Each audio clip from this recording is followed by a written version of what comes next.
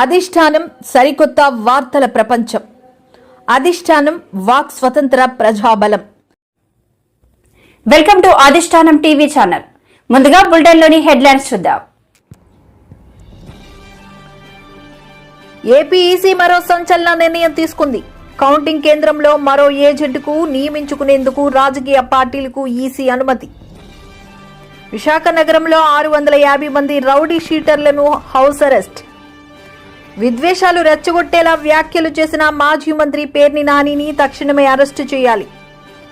RBI ద్వారా తెస్తున్న 4,000 రూపాయల కోట్ల అప్పులను తన సొంత కాంట్రాక్టర్లకు పంచిపెట్టబోతున్న జగన్ రెడ్డి. వైసీపీ పెద్దలకు భూములు అప్పజెప్పే పనులు చక్కబెడుతున్న జిల్లా కలెక్టర్. ప్రజల నాడి హృదయ స్పందన వైఎస్ఆర్సీపీ వైపు ఉంది. విశాఖ కనకల మహాలక్ష్మి అమ్మవారిని దర్శించుకున్న గంటా శ్రీనివాసరావు. ఈ నెల 4న ఓట్ల లెక్కింపు జరుగుతున్న నేపథ్యంలో ముందు జాగ్రత్త చర్యల్లో భాగంగా విశాఖ నగరంలో 650 మంది రౌడీ షీటర్లను హౌస్ అరెస్టు చేసినట్లు నగర జాయింట్ పోలీస్ కమిషనర్ పకిరప్ప తెలిపారు. 91 సమస్యాత్మక ప్రాంతాలను గుర్తించామని అన్నారు. All political party major political party officers political కి పోటీ చేసిన అభ్యర్థుల ఇల్లు దగ్గర బందోబస్తు కూడా దీని భాగంగానే మనము కన్సిడర్ చేస్తూ 42 మంది పొలిటికల్ పార్టీ క్యాండిడేట్స్ ఇంటి దగ్గర బందోబస్తు ఏర్పాటు చేయడం జరిగింది. అదేవిధంగా 41 పొలిటికల్ పార్టీ ఆఫీసర్స్లో మేము జిల్లా వ్యాప్తంగా చెప్పేది 41 political party officers and 42 political party candidates ఇంటి దగ్గర 4వ తేదీ బందోబస్తు ఏర్పాటు చేసుకోవడం జరుగుతుంది. ఇది కాకుండా జిల్లా వ్యాప్తంగా 79 మొబైల్ పార్టీస్ మరియు ఒక అసెంబ్లీ కాన్స్టిట్యుయెన్సీ పరిధిలో ఒక్కొక్క క్విక్ రెస్పాన్స్ టీమ్ క్యూఆర్టీ 7 క్యూఆర్టీని ఏర్పాటు చేసుకోవడం జరిగింది. దీనికి అదనపంగా Vajra vehicles, Falcon command and control centre మరియు ఆ రోజు కౌంటింగ్ సెంటర్కి వచ్చే ఏజెంట్లకి మరియు పోటీ చేసే అభ్యర్థులకి తదుపరి రిజల్ట్ డిక్లేర్ అయిన తర్వాత రిటర్న్ మూవ్మెంట్లు కూడా క్యాండిడేట్స్ మరియు గెలిచిన ఓడిపోయిన క్యాండిడేట్ సరి అయిన భద్రత ఏర్పాటు చేయాలనే ఉద్దేశంతో ఆ రోజు బాక్స్ టైప్ మూవ్మెంట్ ప్లాన్ చేసుకుని ప్రతి ఒక్క క్యాండిడేట్స్కి సెంటర్ రీచ్ అయ్యే వరకు కౌంటింగ్ సెంటర్ డిక్లేర్ అయిన తర్వాత తదుపరి నెక్స్ట్ వాళ్ళ ప్రయాణం ఎక్కడ ఉంటుందో ఆ వరకు విశాఖపట్నం సిటీ పోలీస్ సరైన బందోబస్తు అందరికీ కూడా ప్రొవైడ్ చేయడం జరుగుతుంది. దీనికోసం 18 షాడో టీమ్స్ కూడా మనము ఏర్పాటు చేసినాము. బాక్స్ టైప్ మూవ్మెంట్ కోసం సాయుధ బలగాలతో వెహికల్స్ రెడీగా పెట్టుకుని బాక్స్ టైప్ మూవ్మెంట్లు క్యాండిడేట్స్ అందరినీ కూడా సెంటర్ తీసుకురావడం జరుగుతుంది. అదేవిధంగా 4 చెక్ పోస్టులు ఏర్పాటు చేయడం జరిగింది. దాంట్లో 4 సెక్షన్స్ ఆర్మ్డ్ ఫోర్స్ 4 ఎస్ఐలు కూడా ఏర్పాటు చేయడం జరిగింది.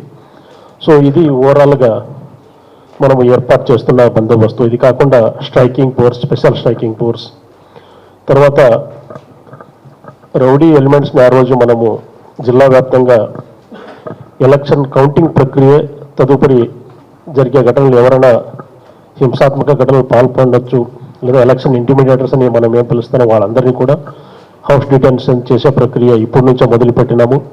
ఖచ్చితంగా ఆ రోజు రౌడీ ఎలిమెంట్స్ అందరినీ కూడా హౌస్ డిటెన్షన్ లేదంటే పోలీస్ స్టేషన్స్లో మన చట్ట ప్రకారంగా వాళ్ళందరినీ ఆ రోజు తీసుకురావడం జరుగుతుంది. So will not allow any anti social elements to move freely on the day of counting.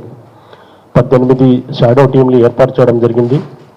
So ముఖ్యంగా మీడియా కూడా ఆ రోజు సపరేట్గా ఇక్కడ ఇది ప్రెస్ మీట్ తర్వాత మీ అందరికీ చూపిస్తాను మీ వెహికల్ ఎక్కడ పార్క్ చేయాలి. తదుపరి మీకు దగ్గర ఒక బిల్డింగ్ కూడా ఏర్పాటు చేయడం జరిగింది. That is media facilitation centre అని ఒకటి ఉంటుంది. సో దానికోసమే మనము 7 పోలీస్ ఆఫీసర్స్ని ఒక్కొక్క అసెంబ్లీ కాన్స్టిట్యుయెన్సీ వైజ్గా ఒక్కొక్క సపరేట్ పోలీస్ ఆఫీసర్ని నియమించినాము. సో మీరు బ్యాచ్ వారీగా ఒక ఐఎండ్పిఆర్ ఆఫీసర్ మరియు ఒక పోలీస్ ఆఫీసర్స్తో కలిపి బ్యాచ్ వారీగా వెళ్ళి కౌంటింగ్ జరుగుతున్న ప్రక్రియని మరి మీరు వీడియో షూట్ చేసుకుని మళ్ళీ మీకు అలాట్ చేసిన మీడియా ఫెసిలిటేషన్ సెంటర్ ఏముందో ఆ సెంటర్లో మళ్ళీ మీరు రావాల్సిందిగా మేము మీడియా కూడా వ్యవస్థ ఏర్పాటు చేయడం జరిగింది. దీని తర్వాత మీకు ఫిజికల్గా మేము చూపిస్తాం. సో ఈ అన్ని అంశాలు మనం పరిగణనలు తీసుకొని 2417 మెంబర్స్తో ప్రజల నాడి హృదయ స్పందన వైఎస్ఆర్సీపీ వైపు ఉంది. ఎగ్జిట్ పోల్స్ అంటే టీడీపీ భయపడుతుంది. ప్రజా తీర్పు అంటే టీడీపీ ఎందుకు భయం? ప్రజా తీర్పును గౌరవించడానికి, ఓటమిని స్వీకరించడానికి టీడీపీ జీర్ణించుకోలేకపోతుంది అని రావెల పేర్కొన్నారు. మనందరికీ తెలుసు, కౌంటింగ్ కి అందరం కూడా సిద్ధపడుతున్నాం.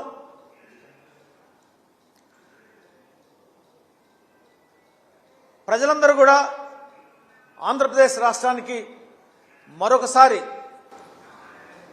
జగన్మోహన్ రెడ్డి గారు ముఖ్యమంత్రి కావాలని ఎదురు చూస్తున్నటువంటి క్షణాలు ఇవి. ఆంధ్రప్రదేశ్ రాష్ట్ర ప్రజలు, ముఖ్యంగా ఎస్సీ, ఎస్టీ, బీసీ, మైనారిటీలు, పేద వర్గాలందరూ కూడా జగన్మోహన్ రెడ్డి గారు ముఖ్యమంత్రి అయి ఆయన సంక్షేమ పరిపాలన, అభివృద్ధి పరిపాలన 10 ఏళ్ల పాటు కొనసాగాలని చెప్పేసి ప్రజలందరూ కూడా ఎదురు చూస్తా ఉన్నారు. ఇప్పటికే స్పష్టమైనటువంటి తీర్పునిచ్చారు. ఏదైతే ప్రజలు వైసీపీ పార్టీకి పట్టం కట్టి ప్రభుత్వాన్ని మళ్లీ ఎన్నుకోవడానికి ఇచ్చినటువంటి తీర్పు ఈవీఎంలలో, బ్యాలెట్ పేపర్లో, పోస్టల్ బ్యాలెట్లో భద్రంగా ఉంది. రేపు కౌంటింగ్ జరగబోయే 4వ తారీఖు నాడు ఇక లాంఛనంగా ప్రకటించడమే. అయితే ప్రతిపక్ష పార్టీలు, ఎన్డీఏ కూటమి ఒక పెద్ద రాజకీయ కుట్రకు సిద్ధమయ్యారు. ఓటమిని వాళ్ళు అంగీకరించలేక, ఓటమిని సహించలేక, రాబోయే ఓటమిని జీర్ణించుకోలేక ఒక కొత్త మైండ్ గేమ్ ఆడుతూ ఒక రాజకీయ కుట్రకు తెరదీసి ఎగ్జిట్ పోల్స్ సంస్థల్ని మేనేజ్ చేసి, మ్యానిపులేట్ చేసి తప్పుడు సర్వేలని ప్రకటిస్తూ, ఈ తప్పుడు సర్వేల ద్వారా ప్రజలను తప్పుదారి పట్టించడానికి, కౌంటింగ్ ప్రక్రియ వాళ్లకు అనుకూలంగా మలుచుకోవడానికి, అధికార యంత్రాంగాన్ని దుర్వినియోగం చేయడానికి ఒక కొత్త మైండ్ గేమ్, రాజకీయ కుట్రతో కూడినటువంటి మైండ్ గేమ్ మొదలుపెట్టారు. సోషల్ మీడియాలో సర్క్యులేట్ చేస్తా ఉన్నారు. 40 సంస్థలు, సర్వే సంస్థలు వాళ్ళ ఎగ్జిట్ పోల్స్ ని ప్రకటిస్తే వీటిల్లో 40 సంస్థలు కూటమికి అనుకూలంగా ఉన్నాయట. కేవలం 5 సంస్థలు మాత్రమే వైసీపీకి అనుకూలంగా వాళ్ళ అభిప్రాయాలను వెళ్లబుచ్చారని చెప్పేసి ఒక తప్పుడు సమాచారాన్ని, కుట్రపూరిత సమాచారాన్ని ప్రచారం చేస్తూ రాబోయే ఫలితాలను ప్రభావితం చేయడానికి ప్రయత్నాలు జరుగుతూ ఉన్నాయి. ఇది ఎంత హాస్యాస్పదం అంటే, ఆల్రెడీ ప్రజలు తీర్పిచ్చారు. ఈవీఎంలో భద్రంగా ఉంది, పోస్టల్ బ్యాలెట్లో భద్రంగా ఉంది. ఆ భగవంతుడు, ప్రజలు మన తలరాత రాశారు. మళ్ళా వైసీపీ పార్టీ ప్రభుత్వానికి వస్తుంది, జగన్మోహన్ రెడ్డి గారు ముఖ్యమంత్రి అవటానికి సిద్ధంగా ఉన్నాడని.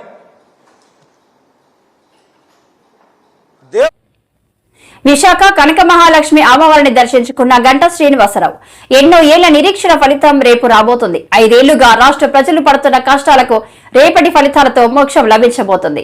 భీమిలిలో, రాష్ట్రంలో కూడా తెలుగుదేశందే గెలుపు.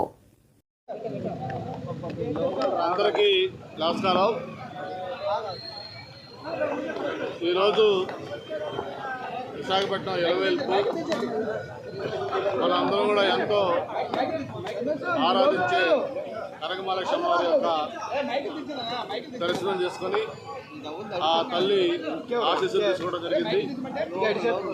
మరి ఎన్నో ఏళ్ల నిరీక్షణకి ఫలితం రేపు మనం చూడబోతా ఉన్నాం. 5 సంవత్సరాలుగా ఈ రాష్ట్ర ప్రజలు పడిన కష్టాలకి, ఇబ్బందులకి అన్నిటి కూడా రేపు ఫలితం ద్వారా మోసాలు లభించబోతా ఉంది. మొన్న సాయంత్రం అంతా కూడా 1వ తారీఖున ఎగ్జిట్ పోల్స్ అన్నీ కూడా వచ్చాయి. మొత్తం దాదాపు నేషనల్ లెవెల్ సర్వీస్ కానీ లేకపోతే స్టేట్ లెవెల్లో సర్వీస్ కానీ దాదాపు అన్నీ కూడా ఏదో ఒక 4-5 సంస్థలు తప్ప మిగతా అన్ని సంస్థలు కూడా ఏకపక్షంగా ఈ కూటమికే విజయం అని చెప్పని స్పష్టమైన ఎగ్జిట్ పోల్స్ ఇవ్వడం జరిగింది. ఎగ్జిట్ పోల్సే కాదు, ఒక సీనియర్ రాజకీయ నాయకుడిగా 25 ఏళ్ల పైగా ప్రత్యక్ష రాజకీయంలో ఉన్న వ్యక్తిగా నేను మొన్న చూసిన ఎలక్షన్ 6వ ఎలక్షన్ నాకైతే. గతంలో ఎప్పుడూ లేని ఒక కొత్త ఉత్సాహం, అంతేకాకుండా ప్రజల్లో ప్రస్తుత ప్రభుత్వం పట్ల ఒక కసి, ఎంత త్వరగా ఈ ప్రభుత్వం నుంచి ప్రజలకు మోక్షం కలగాలనే ఒక భావన ఆ ఓట్లేసే ప్రజల్లో మనకి స్పష్టంగా కనిపించింది. మరి పోస్టల్ బ్యాలెట్స్ కావచ్చు, లేదు పక్క రాష్ట్రాలు తెలంగాణ కానీ లేకపోతే చెన్నై కానీ కర్ణాటక కానీ వేరు వేరు ప్రాంతాల నుంచి బస్సుల్లో ట్రైన్లో ఏలాడుతూ టోల్ గేట్ల దగ్గర ట్రాఫిక్లు జామ్ అయ్యే విధంగా వచ్చిన ప్రజలు కానీ, అంతేకాకుండా పోలింగ్ రోజు మార్నింగ్ 7 గంటలకి పోలింగ్ అయితే 6 గంటల నుంచే క్యూలో నిలబడ్డ తీరు కానీ, వీటన్నిటికి మించి అత్యధిక పోలింగ్ శాతం 81.6% పోలింగ్ శాతం కానీ, ఇవన్నీ కూడా ప్రజల యొక్క నాడికి ఒక ఇండికేటర్స్గా ఉన్నాయి. మరి తప్పకుండా ఏదైతే రేపు ఉదయం కౌంటింగ్ స్టార్ట్ అవుతుందో ఆ ఫలితాల్లో మనం ఏదైతే ఎగ్జిట్ పోల్స్ చెప్పారో ఆ పోల్స్ కూడా మించిపోయే విధంగా ఫలితాలు ఏకపక్షంగా రాబోతూ ఉన్నాయి. ముఖ్యంగా చంద్రబాబు నాయుడు గారు నాయకత్వంలో, అలాగే పవన్ కళ్యాణ్ గారు, భారతీయ జనతా పార్టీ ముగ్గురు కలిపి కూటమిగా ఏర్పడ్డారు.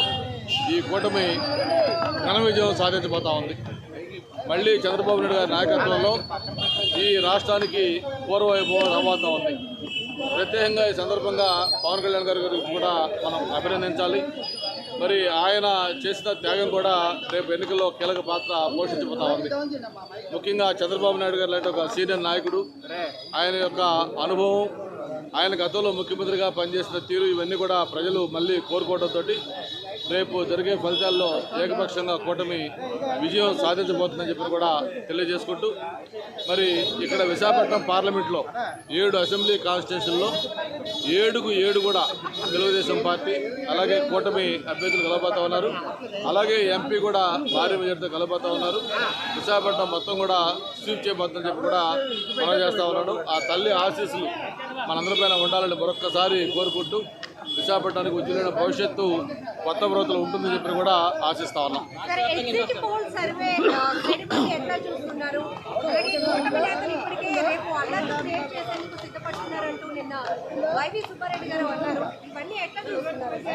ఇక్కడ కూటమి నేతలు అల్లర్లు సృష్టిస్తారా లేకపోతే వైసీపీ అల్లర్లు సృష్టిస్తారో మనం వేరేగా చెప్పనవసరం లేదు.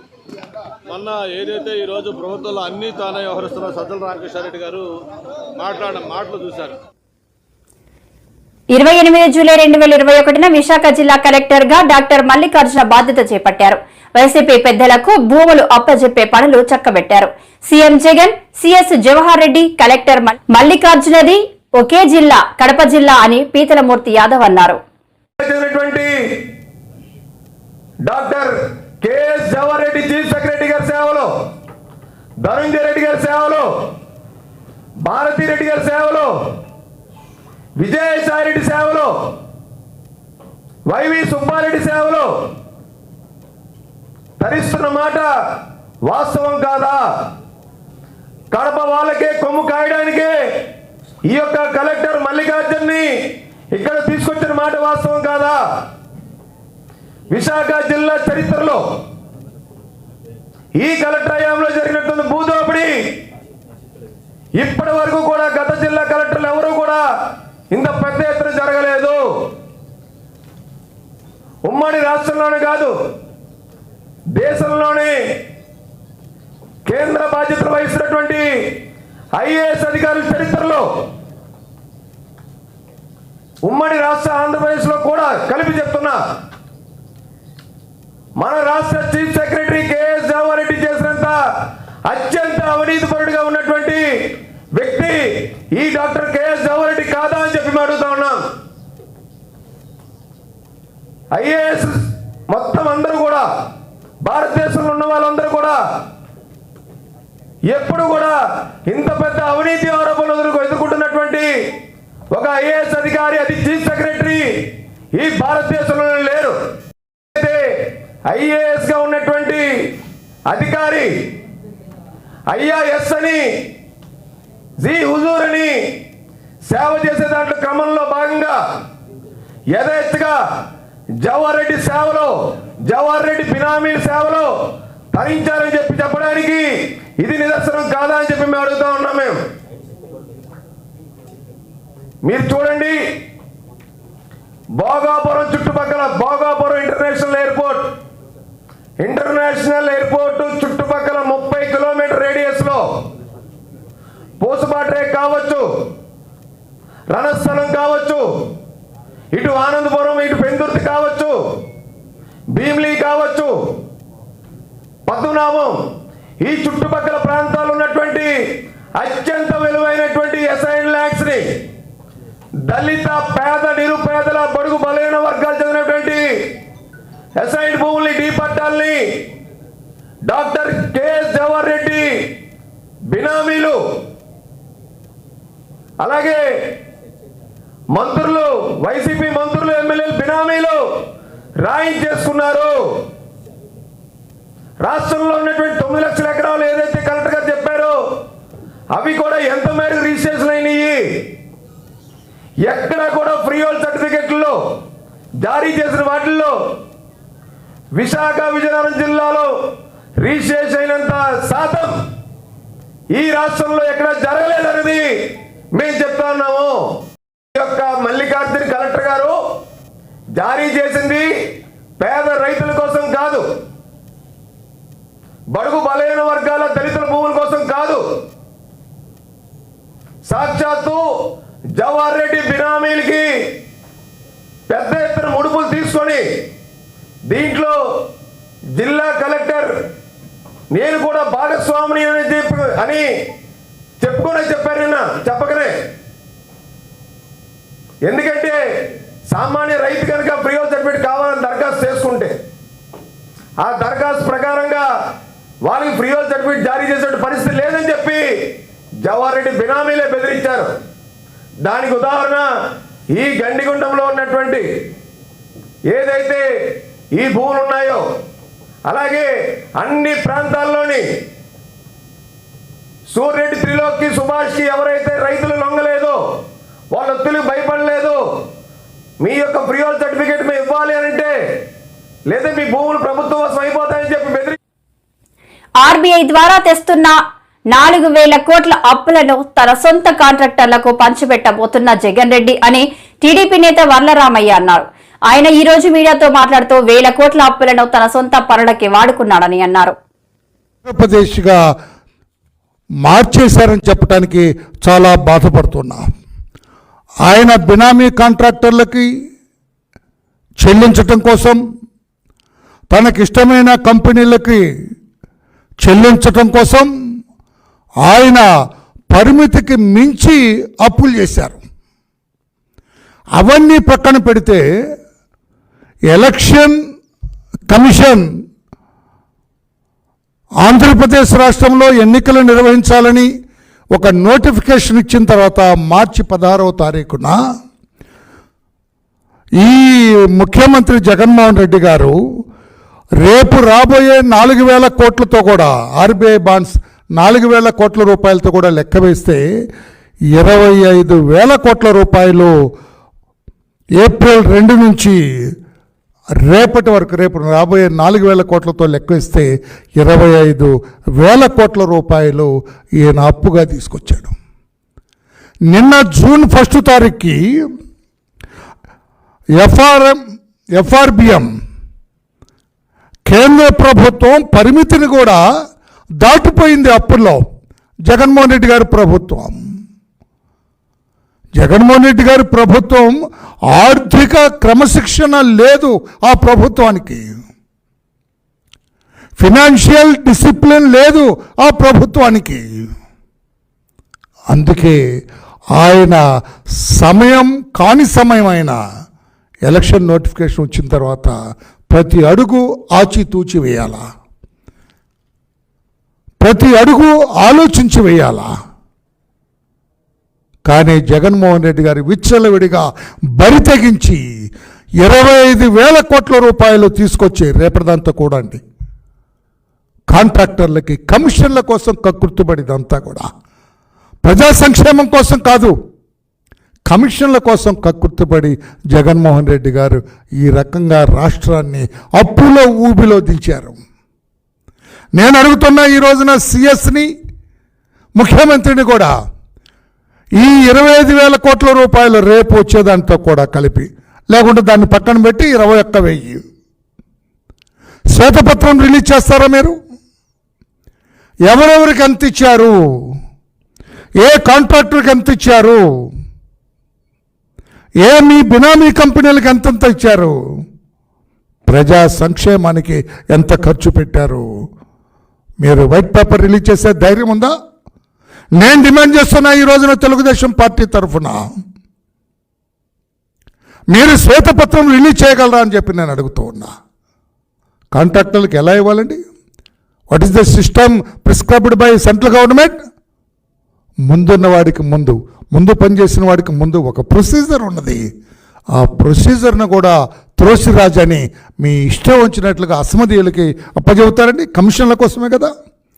నేను ఈ రోజున చీఫ్ సెక్రటరీ గారిని అడుగుతున్నా, ఈ రోజున ఫైనాన్స్ సెక్రటరీ మరికొన్ని గంటల్లో ఏపీ అసెంబ్లీ ఎన్నికల కౌంటింగ్ ప్రక్రియ మొదలవనున్న నేపథ్యంలో ఈ రోజు Andhra Pradesh chief electoral officer Mukesh Kumar Meena కీలక మీడియా సమావేశం ఏర్పాటు చేశారు.